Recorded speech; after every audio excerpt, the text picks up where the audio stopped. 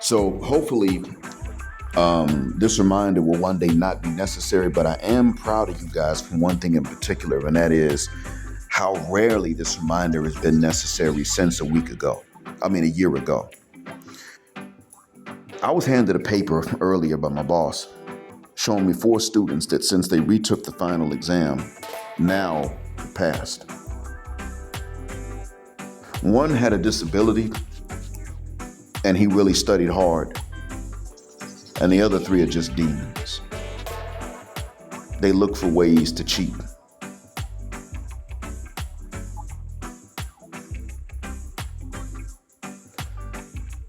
Demon children, the worst. I caught one with a cheat sheet during the second department test. Another one openly cheated in front of me, asked for the meaning of a word during a test. I wrote the report on that. Another one is the one that said that I made a remark about his anatomy because he didn't hear what I said clearly, so he assumed the worst. And the last 2 that I mentioned, both of the last 2 that I mentioned, are the ones that went to the president and vice president to get what they got, a retake of the final exam. They're also the ones that had the most and the worst to say about me, even though I did my damn job. Now, it's a combination of 2 things. One is their actual ability, their innate intelligence, which they do have, but which they're too lazy to use until they found out they had to. And then also their proclivity to cheat, for which they will use their innate ability and intelligence even without being prompted. So it's a combination of the 2.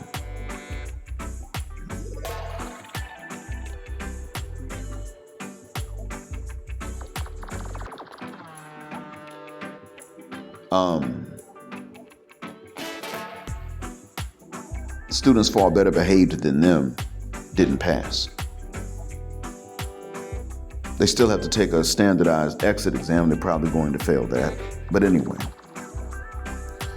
the point is that the system here allows them to get what they're getting.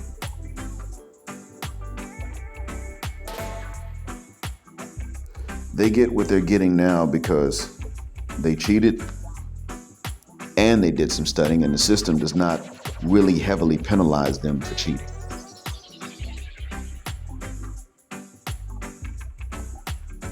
But also, to make matters worse,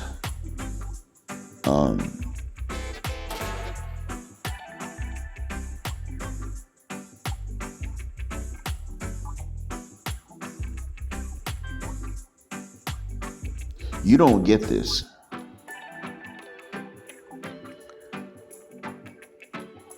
You are in an educational system that is designed against you, and yet it is not our way as a group to get ahead by cheating. We'll fail and repeat a grade before becoming a bunch of rat bastard cheaters, getting everything we get from cheating. We wouldn't do that. Here, a system not run by their enemies, heavily staffed by their enemies from 2 different countries, but not run by their enemies, and not ultimately answerable to their enemies, is a system they cheat routinely, regularly, all the damn time. They're getting better, but it's still an issue. We don't compare. And I want you to know this too. When Boom Chic and Bonquisha talk about what you don't have that this guy over here has, understand that number one, this guy over here does not live over there.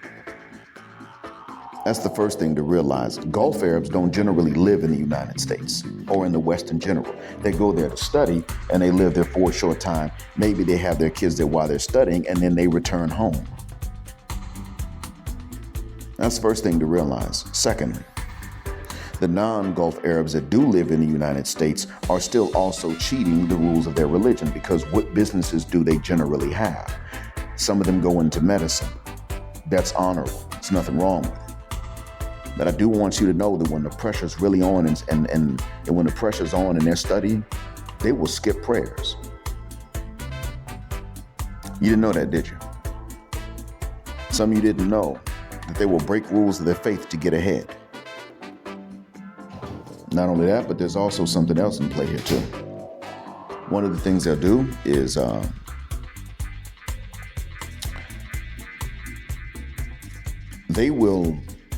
ones that own the businesses, like that own the stores for the most part, are selling things they're not allowed to sell. Now, if they're Christian, they're probably not allowed to sell these things according to their own version of Christianity. Cigarettes, I don't know what the rule says about that. Pork, well, the Old Testament, they're not supposed to sell that. Porn, they're not supposed to sell that. They're not supposed to sell cigarettes because they know that that's suicidal. So let's see here. There's pork, porn, pornography, and cigarettes. Yeah, even for Christians that are practicing, all of these things are not supposed to be sold. And they're selling them. And the Muslims really out of bounds according to our own religion when he sells them, but that's how they have the stores. So all that stuff they got, that Bonquisha and Bonquisha want to talk about we don't have, are things they weren't supposed to have based on how they're getting. We're not the same.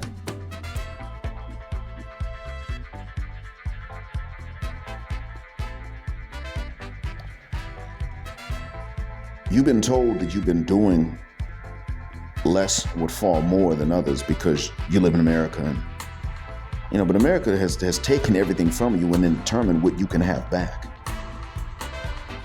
Even the free stuff ain't free. It was free to Bonquisha, but not to you. You've been told all of this all the time.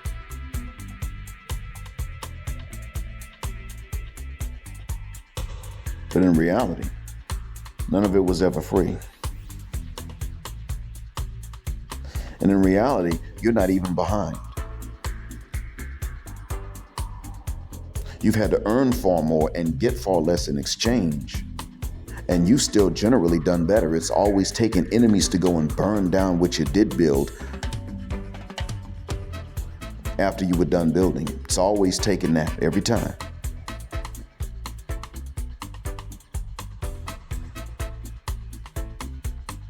And when they stopped burning things down that you built, then they didn't have to because they would just send in Feminisha. Go in there and tell them that they ain't doing enough for the girls. Shut it down.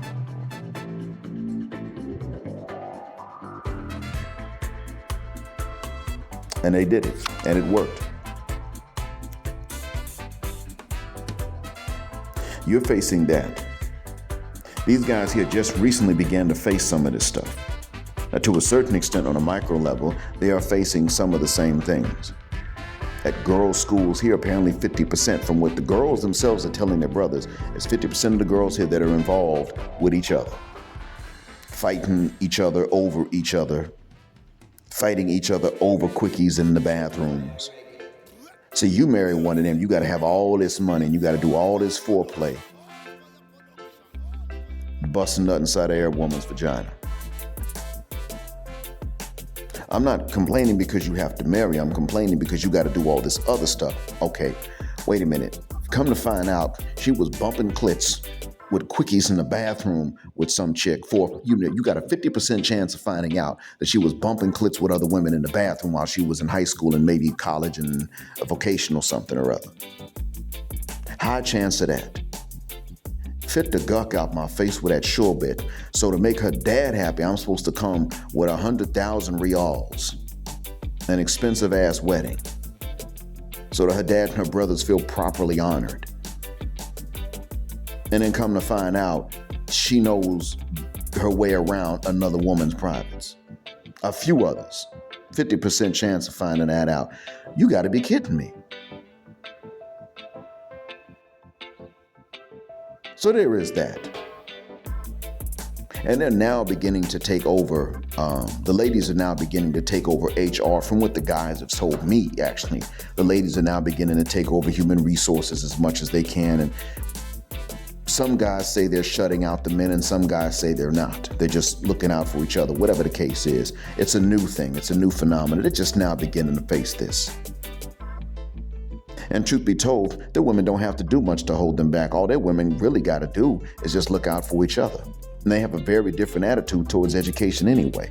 And then not only that, but yes, I was told today, as a matter of fact, that apparently some of the lady teachers are helping some of the lady students on their side with some of these answers, even during the standardized exit exams.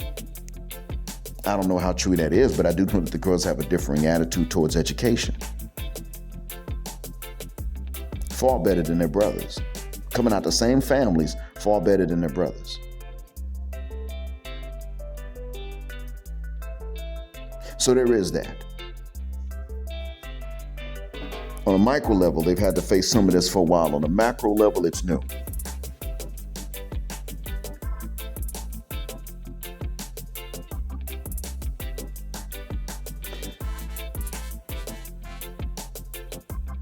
These women are spoiled, and they do run their men into the ground as much as they possibly can.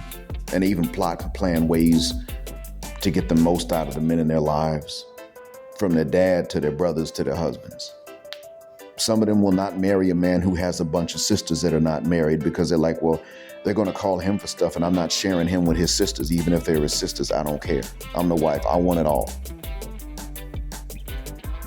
I'm not joking.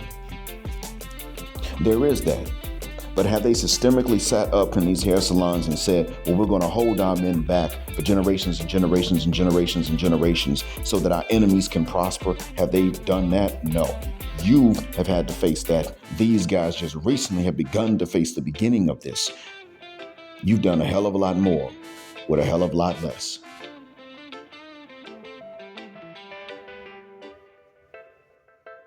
How many of you can cheat your way through school from level to level, and then when a white guy catches you, you go run to a black administrator somewhere and say that you should be allowed to proceed, to keep on going?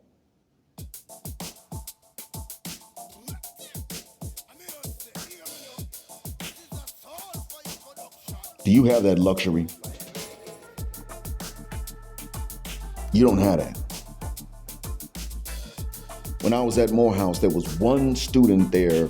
You had a few non-black students, but there was one student there. Even the other non-black students from the same country as him and the neighboring countries didn't hang around this cat. The black students didn't hang around him for very long. He was trifling.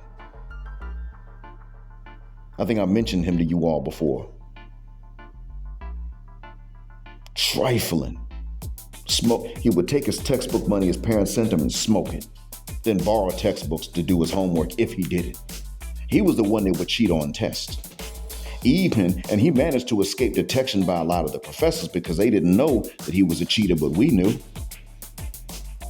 This little nigga missed the final exam because he didn't even know we had one. I remember that because when I went to the classroom to take the final exam, there was one chair away from everybody else. I sat it and they were saying, hey, yo, Jet, get away from there. I was like, why, man?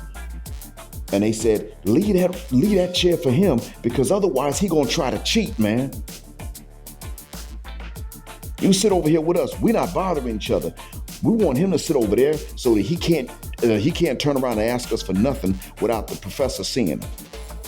I was like, oh yeah, bet, yeah, you right. Yo, he be cheating like that? Yeah, man, that's how we got this far. Turned out he never showed up because he didn't even know he had no idea we had the final exam. I was the one that told him when I left the room after finishing, saw him outside chilling like, bruh, thought you were sick or something. Why aren't you taking the final? Huh? Yeah, okay, all right, dummy. You know, really, this dude was something else, man. He was the one that was like that at our school.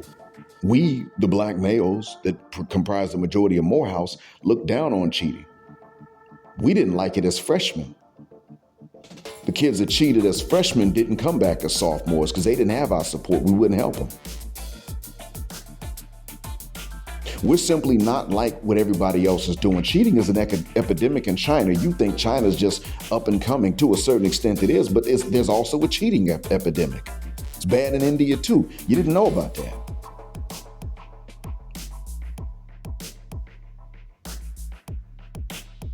It's not an epidemic with us.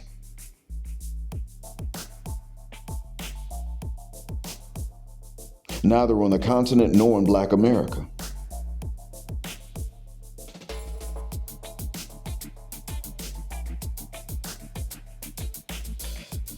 So yeah, I want you guys to once again take this reminder and disabuse yourselves of these notions of others having and you not having. You can learn from others, but you can't look up to them. A lot of times the lessons you're going to learn from them are more about what not to do than what to do. What am I going to tell you to learn? What do you need to emulate over here? Find oil underneath your feet? That it? No, that's not it. It's not going to work. Same thing ain't going to work for you. Because in all honesty, most of you, once you get hired here, you have the expertise already. You mess around and get hired here, you are going to run circles. And this is known. You will run circles around these men, and they know it.